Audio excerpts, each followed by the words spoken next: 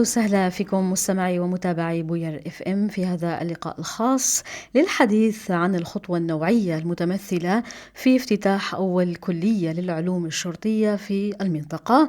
لنتناول أكثر هالموضوع معنا القيادة العامة لقوى الأمن الداخلي الأسايش في شمال وشرق سوريا، اللواء علي الحسن، عبر الهاتف. يسعد صباحك سيادة اللواء.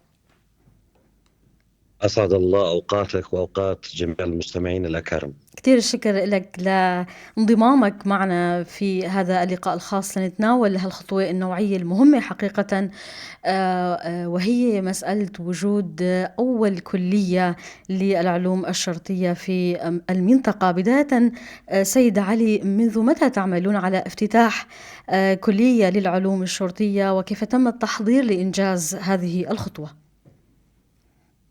حقيقة ضمن رؤية هيئة الداخلية نعم. وقيادة قوى الأمن الداخلي في شمال وشرق سوريا من أجل تطوير المنظومة الأمنية بناء على أسس علمية، وأيضا تواكب التطورات الحاصلة في سوريا بشكل عام، مهم. وأيضا في مناطق شمال وشرق سوريا. نعم.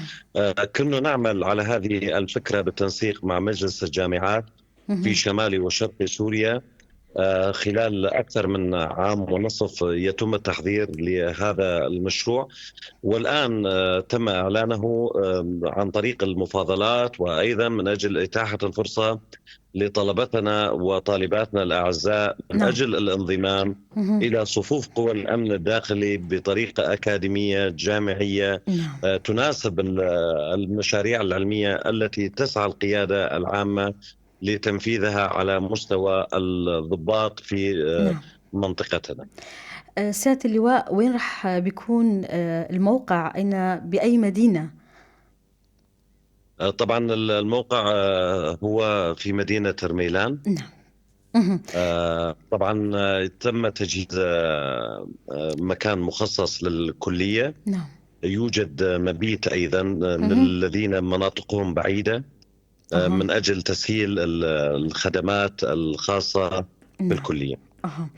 آه، سيادة اللواء، منذ متى بدأ فتح باب التسجيل للدراسة؟ متى سينتهي هذه المدة، مدة التسجيل؟ وما هي مراكز المحددة لاستقبال الطلاب والطالبات الراغبين والراغبات بالانضمام لكلية العلوم الشرطية؟ طبعا التسجيل يتم عن طريق المفاضلة في نعم. جامعة روجافا وجامعة الشرق نعم. وجامعة كوباني، نعم. وأيضا بفرع بحلب. مهم. للأعمار المطلوبة ضمن مم. الكلية هي من بين مم. 18 سنة إلى 25 عام. نعم.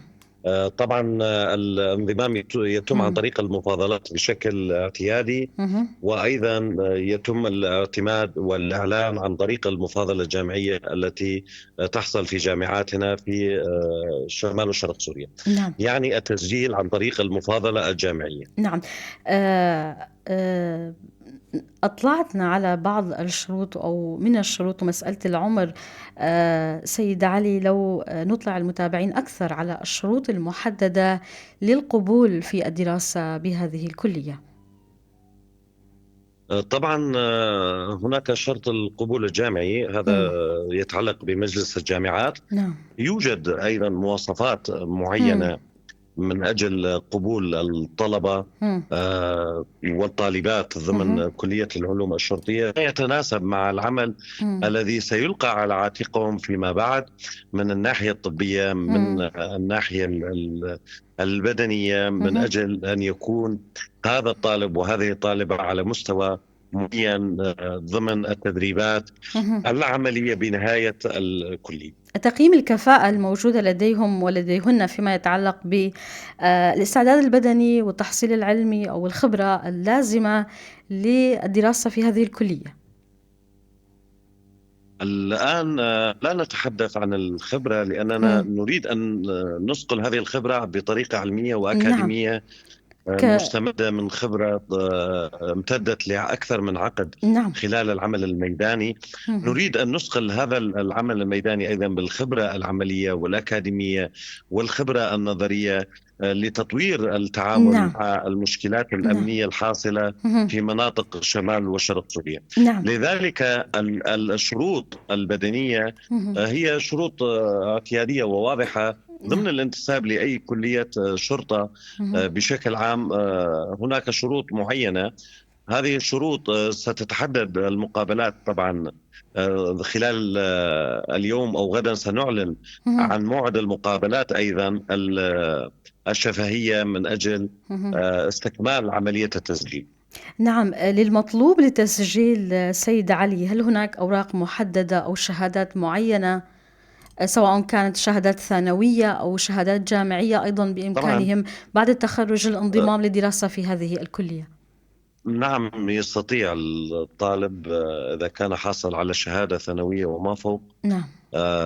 مراجعة مركز المفاضلة مهم. والتسجيل من أجل هذا الموضوع. نعم، أشارت لنقطة مهمة وهي مسألة أنه كيفية القبول في هذه الجامعة. ما هي آلية القبول؟ لنتناول النقطة بشكل أوسع. هل سيكون هناك عدة اختبارات أم اختبار واحد لتقييم مدى إمكانية انضمام هذا أو هذه الطالبة للدراسة في هذه الكلية؟ هي جلسة واحدة فقط لا غير، نعم. مقابلة واحدة مهم. يتم من خلالها من خلال اللجنة المشرفة المشتركة التي ستكون من قوى مهم. الأمن الداخلي أها. ومن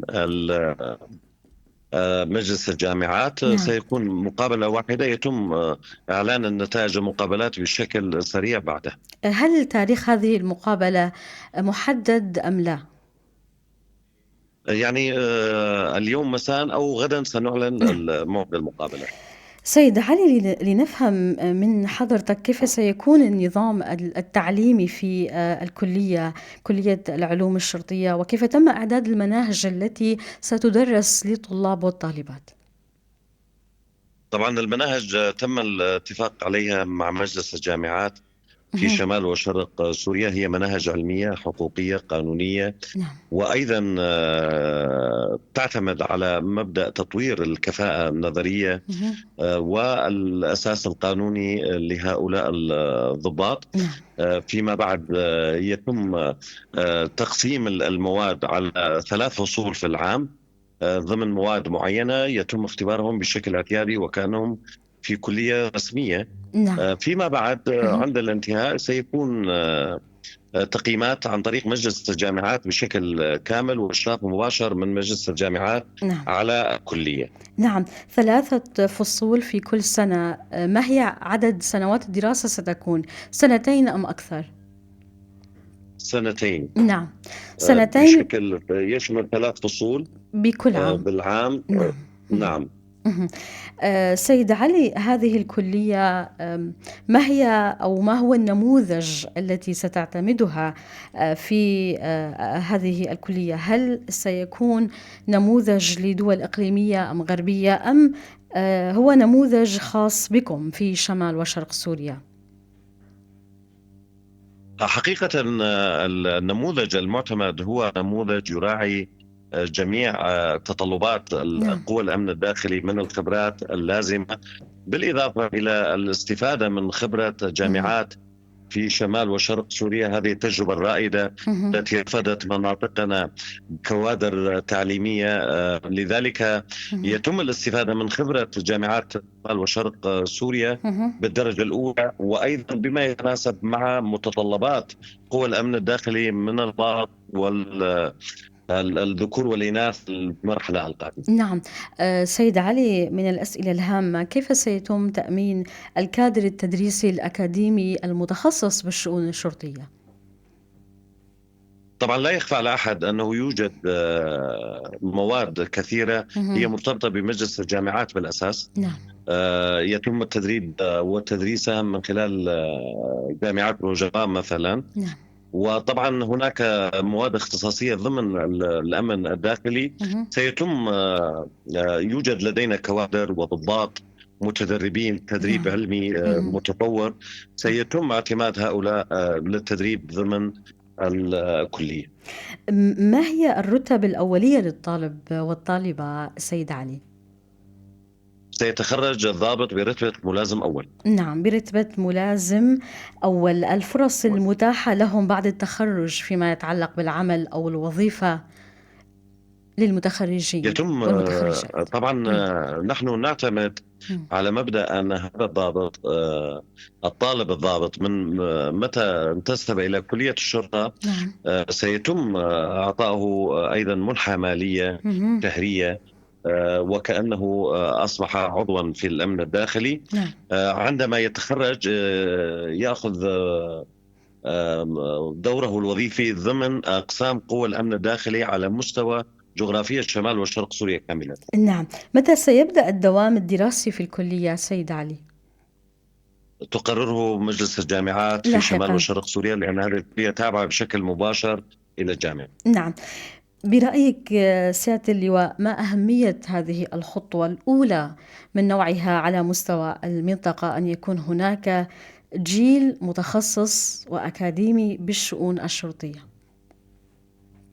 حقيقة لا نخفى أن عندما انطلقت قوى الأمن الداخلي نعم. انطلقت بخبرات محلية وبإرادة وطنية من أجل حماية الممتلكات العامة والخاصة مهم. لأفراد هذا المجتمع، هذا نعم. المجتمع المناضل المقاوم لكل أنواع الحروب وكل أنواع التهديدات التي فرضت علينا ضمن سنوات الحرب. نعم. حقيقة نحتاج نحن نطور من منظومتنا الأمنية بشكل مستمر من خلال مكتب الدراسات الاستراتيجية، وأيضا قيادة قوى الأمن الداخلي برؤيتها تطوير منظومة الأمن الداخلي بما يتناسب مع التطلعات مهم. شعبنا، وأيضا بما يتناسب مع التطورات العلمية الحاصلة في العلوم الشرطية بشكل عام نعم. في العالم.